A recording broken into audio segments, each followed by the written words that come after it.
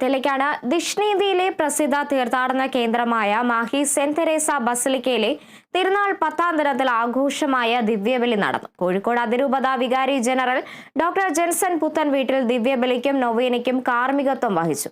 വലിയ തിരക്കാണ് 10ാം ദിനം തിരുസ്വരൂപം വണങ്ങാനും പൂമാല അർപ്പിക്കാനും അനുഭവപ്പെട്ടത്.